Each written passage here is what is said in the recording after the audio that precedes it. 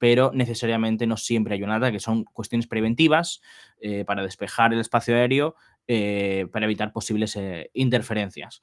Eso, además, lo hemos podido ver otras veces, como digo. Es decir, no, tampoco es que sea algo sea recurrente, pero de vez en cuando se da que Irán toma ese tipo de precauciones.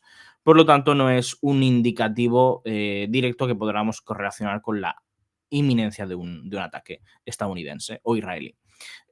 Otros elementos que yo creo que son, de cierto modo, superficiales y que se han, digamos, se ha dado demasiada relevancia, también tiene que ver con las evacuaciones de embajadas o las peticiones de ciertos países, especialmente Estados Unidos, de que sus ciudadanos abandonen la región o no, digamos, no estén en países como Israel o en países como Irán, etcétera. Esto, por ejemplo, ha sido el caso de India, ha sido el caso de Canadá. Es decir, eso nos habla sobre un nivel de alerta, pero primero, Estados Unidos ya no es algo ya recurrente, no es una novedad realmente que pida a sus ciudadanos que estén alerta o que abandonen la región, porque eso ha sido algo constante. Es decir, realmente es más un refrescar más que una novedad. Que ciertos países de la Unión Europea no puede indicar un nivel de alerta, pero no en sí mismo creo que nos pueda decir sobre si va a haber un ataque o no. En general, después también, por ejemplo, el hecho, ayer por la noche, ¿no? Salieron muchas alarmas porque había actividad aérea, ¿no? Extraña alrededor de Irak. Porque, bueno, Israel realizó su ataque contra Irán a través de Irak la última vez. Pero claro, eso se da por las circunstancias en las que se encuentra Israel. Israel necesariamente tiene que utilizar ese espacio aéreo, no tiene, digamos, otra autovía aérea que utilizar para realizar un ataque contra Irán. Pero si estamos hablando de Estados Unidos, las opciones se amplían muchísimo más. Estados Unidos puede atacar desde un portaaviones, puede atacar, digamos, desde una posición naval más en profundidad, por ejemplo, desde el Índico, desde Golfo, desde el Mar Arábigo. Es decir, Estados Unidos tiene más flancos desde los que puede realizar una acción de este tipo. Por lo tanto, esa actividad, digamos, que puede ser inusual, tampoco es digamos, el elemento de alerta que nos puede indicar que ha habido un ataque.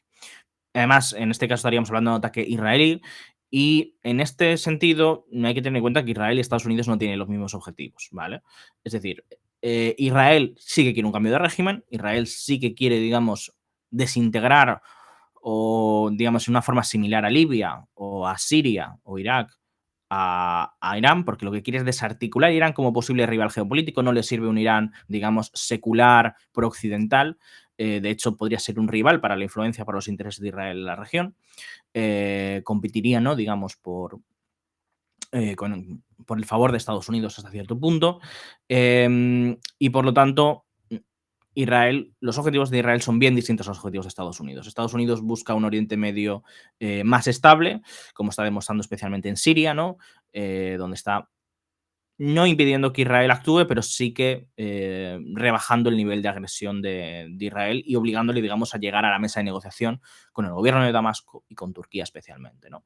Entonces, Estados Unidos tiene otros objetivos, no es un cambio de régimen, sino que lo que busca, como vengo diciendo, es algo similar a lo de Venezuela, un acuerdo, ya como el propio Obama hizo. Lo que pasa es que en unas condiciones distintas, con una relación poder distinta, y básicamente lo que pide en este sentido Estados Unidos es prácticamente una capitulación por parte del gobierno de la República Islámica. Y por eso son unas condiciones tan onerosas que el gobierno iraní se niega a aceptarlas con algo, digamos, tan fundamental, aunque sea, por ejemplo, más simbólico, como una cuestión de soberana, como es el derecho al enriquecimiento de uranio. Lo que igual no solo es una cuestión, digamos, simbólica, aunque principalmente, sino que también tendría otras consecuencias, por ejemplo, económicas, al tener que importar ese uranio y al perder prácticamente, digamos, toda su infraestructura. Es decir, toda infraestructura nuclear civil que ha ido construyendo durante estos años perdería sentido, ¿no? Tendría que desmantelar al final porque no sería rentable económicamente. Entonces, mm, Estados Unidos tenía unos objetivos que yo creo que en el momento actual no podía llevar a cabo con las fuerzas desplegadas que tenía sobre el terreno, y la situación política en Irán. Es decir, aquí hay que tener en cuenta, por un lado, el hecho de que las protestas estaban ya decayendo durante los últimos 2 días, principalmente por la represión. La República Islámica implementa una represión bastante fuerte.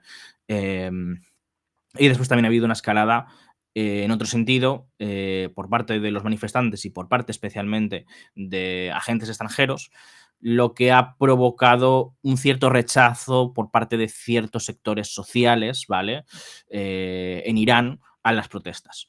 Y eso es lo que ha tenido como respuesta esas manifestaciones progubernamentales importantes en Teherán, y esos apoyos dentro de sectores, digamos, más religiosos, más piadosos, que han visto, digamos, que las protestas de cierto modo para ellos se han ido un poco de control, ¿no? Y también un cierto miedo, es decir, no solo una cuestión de apoyo o de, digamos, forma más religiosa de pensamiento, sino también el elemento de miedo, ¿no? Es decir, de la gente, por ejemplo, más mayor que ve las imágenes actuales y le recuerda lo que ocurrió en el 79, le recuerda, digamos, otros momentos que no quieren que se repitan. Por lo tanto, el gobierno ha conseguido, ¿no?, instalar ese mensaje de o nosotros o el caos, ¿no? Es decir, si vais por este camino, lo que vais a conseguir es una guerra civil y por lo tanto eso, evidentemente, la mayoría de iraníes no lo quieren.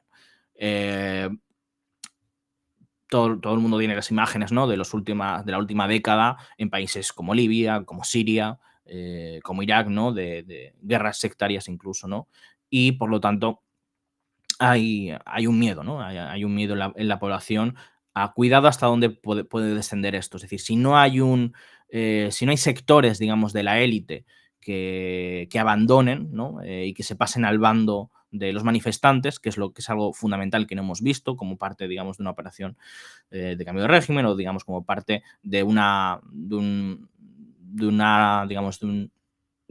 de un derrocamiento del gobierno, ¿no? De una revolución, por así decir. Un elemento bastante importante es que haya sectores de esa élite que abandonen el apoyo al gobierno. Eso sí que lo vimos, por ejemplo, en las protestas de 2009, principalmente porque eran unas protestas que no tenían ese carácter, digamos, antisistema tan fuerte como las actuales, sino que tenían un carácter más reformista. Principalmente, bueno, tenía que ver con la victoria electoral de los reformistas, con eh, la manipulación, ¿no?, de las elecciones por parte del gobierno.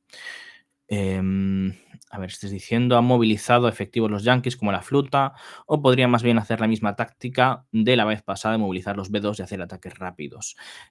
La cuestión de los B2 es que los B2 tienen un propósito muy concreto, es decir, los B2 son aviones muy grandes, son bombardeos estratégicos que lo que pueden es llevar una carga, una carga de explosivos enorme y pueden, por lo tanto, dañar grandes infraestructuras, dañar búnkeres o penetrarlos, ¿no?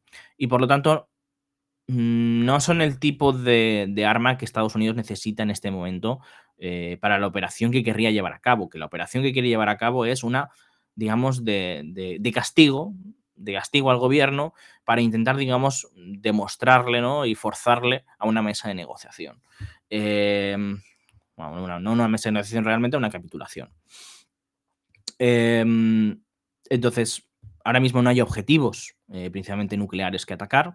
Estados Unidos ya atacó los principales objetivos nucleares la última vez, a excepción, digamos, por ejemplo, la planta de Bushehr. La planta de Bushehr es una planta nuclear que, por lo tanto, no es una planta de enriquecimiento, ¿vale?, de uranio, no es una fábrica, sino que es una planta funcional que lo que genera es electricidad y, por lo tanto, es como atacar, pues, una central nuclear como la de Fukushima, por ejemplo, algo similar, y por lo tanto no puedes atacar una opción de ese tipo porque genera una explosión radiactiva. Em, y a todo esto, ¿Azerbaiyán está jugando algún papel? No, ahora mismo no tenemos ninguna información de que Azerbaiyán haya tenido ningún tipo de influencia en las protestas.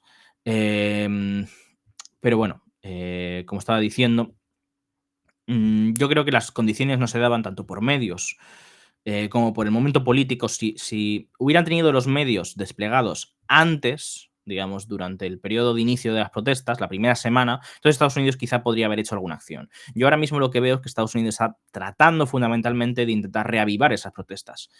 La posibilidad de que esas protestas puedan volver a la palestra, al final, digamos, lo que ha habido es como un shock.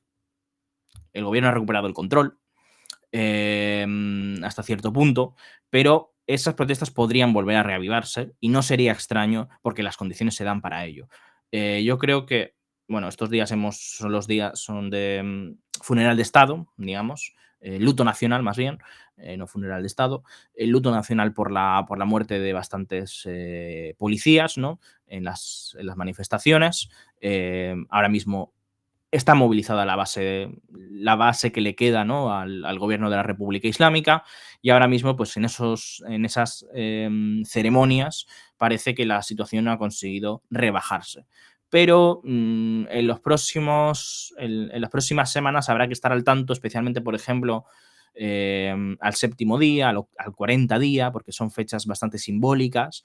Durante la Revolución Islámica fueron fechas eh, de 40 días desde la represión, desde el día, desde, digamos, la muerte de no sé cuántas personas. Entonces, suelen ser momentos de movilización que pueden ser utilizados por los manifestantes para reavivar ese movimiento.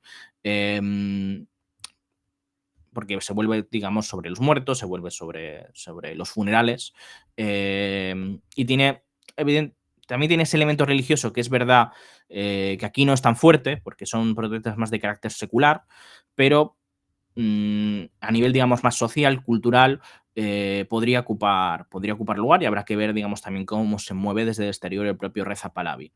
Eh, por otro lado, mm, el caso de Reza Pahlavi cada vez está teniendo un papel más importante en estas manifestaciones, ¿vale? Es verdad que durante muchos años se ha considerado que no era un líder, no era un líder político, no era alguien que tuviera realmente influencia en la sociedad iraní, y que de hecho, mm, bueno, se le considera fuera, digamos, fuera de lugar, fuera de contacto con la realidad iraní, ¿no? Al final, pues sus hijos creo que ni siquiera hablan prácticamente persa, están, digamos, muy integrados en las sociedades en las cuales se han exiliado, y por lo tanto, pues no parece que si él no tiene éxito vaya a poder tener continuidad ese proyecto. Pero durante los últimos años, especialmente desde 2022, sí que se ha empezado a rodear de un liderazgo más competente hasta cierto punto, y el rey pues ha hecho una cierta reforma de su discurso. Por ejemplo, ya no habla de recuperar el trono, ya no habla, digamos, de ser rey, sino que habla de ser líder de una transición hacia una democracia secular, en la que exista la opción quizá de una monarquía constitucional, ¿no? Em, yo creo que es un actor que ahora mismo hay que tenerlo en cuenta. Además, sobre todo, ha habido sectores de la oposición que, si bien no están de acuerdo con sus ideas, sí que están de acuerdo con que ahora mismo es una figura hasta cierto punto unificadora, y que puede generar un liderazgo que pueda permitir hablar de un derrocamiento, ¿no? De la República Islámica. Al final sigue siendo una figura hasta cierto punto divisiva, por lo tanto habrá que ver esa capacidad que tiene de aglutinar y de darle continuidad, digamos, al movimiento que ha nacido durante estas semanas. Yo creo que, por poner un poco en perspectiva histórica, dentro de las crisis que ha sufrido la República Islámica, evidentemente la mayor crisis que sufrió fue en su propio nacimiento, durante los años 80, la guerra contra Irak, junto con la oposición por parte de los sectores de izquierdas, ¿no? Especialmente los comunistas, que incluso montaron guerrillas, esa lucha por el poder en lo que fue la propia revolución iraní, ¿no? Que se convirtió en revolución islámica. Ahí fue, digamos, el momento en el cual el liderazgo, ¿no? de este sector que intentaba tomar el poder se vio más, más en peligro. Em, pero digamos que después de la guerra en Irak, pues bueno, ese poder se estabilizó por la captura del Estado que supuso por parte de los clérigos. em, pero las semillas de lo que ha ocurrido ahora, de todo el proceso hasta hoy en día, está en los años 90. Los años 90, después de la guerra, pues hay un proceso de apertura, digamos, neoliberal hacia afuera, en el cual, pues, esta guardia revolucionaria pasa a ocupar un lugar central en la economía iraní.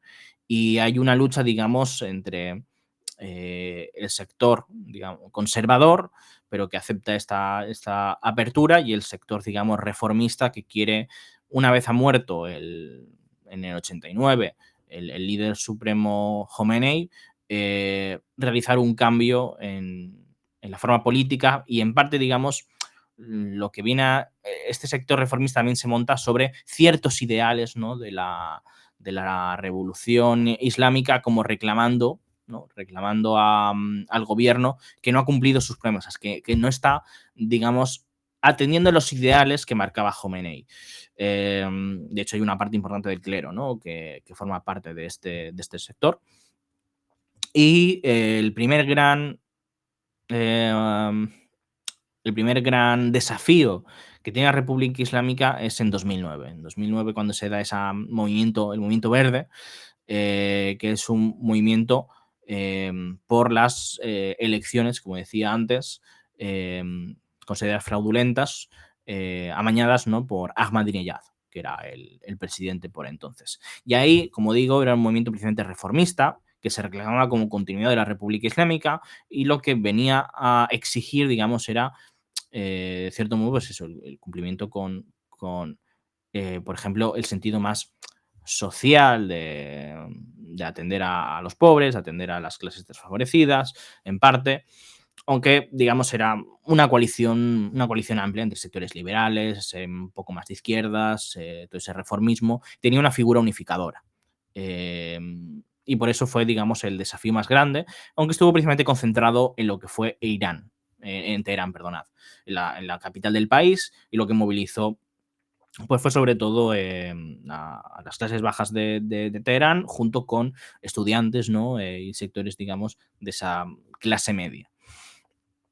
Em, Ese desafío, pues, fue controlado por la República Islámica, y lo que llevó es a, crecientemente, un cierto marginación, exclusión del sistema político eh, contra los reformistas, ¿no?, por parte de digamos, el elemento, frente al elemento más democrático republicano, el elemento, digamos, entre comillas, revolucionario islámico, ¿no?, dentro de las estructuras institucionales de la República Islámica. Em, bueno, estoy por ahí recomendando Persepolis. Yo también la recomiendo, la verdad. Es una película de animación bastante corta, sencilla de ver, y está muy bien para entender ese contexto de la revolución del 79. Y bueno, estaba diciendo, el siguiente desafío, sí, bueno, originalmente es un cómic, pero la película está muy bien. Em, el siguiente desafío fue a partir de 2017. Digamos que ha habido tres grandes protestas: 2017, 2020, 2019, 2022, y bueno, ahora la que estamos hablando ahora, 2026, ¿no? Em, 2017 son cuando esas protestas empiezan ya a mutar, ya no tienen ese carácter reformista de cambio dentro del propio sistema, sino que empiezan a ser ya protestas que toman un cariz de oposición al propio sistema político. Y lo que empiezan a plantear, pues eso, es cánticos como abajo el régimen, ¿no? En contra del líder supremo, y empieza ya a aparecer la figura de Reza Pahlavi, del actual, ¿no?, rey, ¿no?, de la dinastía esta, y empieza, digamos, a emerger con una pequeña base, digamos, de leales, mm, que como digo, es decir, ha ido creciendo, pero no es necesariamente una fuerza, no es ni mucho menos una fuerza mayoritaria, ¿no? Dentro de la oposición, es una fuerza que tiene un sector importante y que ha sabido articular un movimiento de protesta importante. En 2017, digamos, por ya la situación económica no acaba de mejorar sustancialmente a pesar de la retirada de las sanciones, pero son protestas que tienen más eso, un carácter espontáneo, momentáneo, que no acaban de arrancar un movimiento capaz de sostenerse en el tiempo. Eso le ocurre tanto en 2017 como en 2019. Y en 2022 son las más importantes, pero digamos que están precisamente guiadas por sectores de la sociedad civil, ¿no? Es decir, no son grupos políticos organizados por la oposición desde el exilio, desde fuera, o grupos políticos importantes con un programa, ¿no? de amplio, sino que son grupos, digamos, que lo que tienen ciertas exigencias particulares que les invita a moverse. Y en el caso de 2022 tiene que ver, ¿no?, con la cuestión de la mujer. Lo que se llama la protesta mujer, libertad y vida, ¿no? Es como se llamó esta protesta, que duró hasta 2023 y que tuvo que ver, ¿no?, con el asesinato de Mahsa Amini en dependencias policiales. Em, y esta protesta es la que tuvo un efecto a largo plazo más profundo para la sociedad iraní, porque lo que generó es una cierta pérdida de confianza de las autoridades en mantener eh, las normas morales del velo, ¿no? Y de otras actitudes, digamos, en la calle de uso, pues eso. Y, y por lo tanto, yo lo que digo es que desde entonces la República Islámica ha ido perdiendo autoridad política. Y al haber renunciado a eso, y yo creo que también es un poco la perspectiva de los sectores más conservadores que han intentado, digamos, recuperar ese tipo de normas morales que se vuelvan a implementar, es que lo que venía a decir es si se pierde, digamos, ese elemento, es ya, digamos, la derrota del propio ethos, ¿no?, de la República Islámica. Em, entonces, estos sectores lo que venían a decir un poco, el enemigo, ¿no?, principalmente está dentro y no está fuera, ¿no? El enemigo es esa secularización, el enemigo, el mayor peligro para el sostenimiento, ¿no?, de ese sistema político, viene de la propia sociedad y no de un enemigo externo a través de Estados Unidos o de Israel. Y ese es el mayor peligro, digamos, realmente para el sostenimiento del gobierno. Em, la muerte de Raisi, como digo, también fue un golpe muy importante porque quitó un heredero más o menos, pues eso, aceptable, que forma parte de la élite, con un prestigio, y generó una mayor crisis dentro del sistema político. Porque Jamenei, como ya venimos diciendo, está muy mayor, le queda poco tiempo de vida y ahora mismo pues no hay un heredero factible. De hecho, el heredero hasta cierto punto que se ha llegado a barajar, sobre todo, ha sido su hijo. Y su hijo, claro, eso genera muy mala imagen y precisamente viene a hacer ciertos ecos o a recordar lo que ocurría em, perdonad, con la propia monarquía, ¿no? Es decir, ¿a Canary le quedan 3 cortes de pelos? Sí, seguramente. Pero eso se viene diciendo desde hace una década, yo diría. Y ahí sigue el hombre, que ya tiene sus años. Em, y claro, por eso digo que también, pues, se está hablando de posibles, digamos, cambios que generen, digamos, una idea de reforma política en el sistema, pero manteniendo el sistema. Em, una posibilidad, como digo, ya he hablado varias veces de ello, es una renuncia, ¿no? de Jamenei. Una renuncia de Jamenei que posibilite, eh, si no abolir directamente el cargo de líder supremo y el paso, digamos, a una república presidencial, sin esos elementos islámicos, podría haber una transición cuando muera Jamenei, tal y como pasó en España con Franco. Sí, podría ser algo así. Podría ser, digamos, un modelo.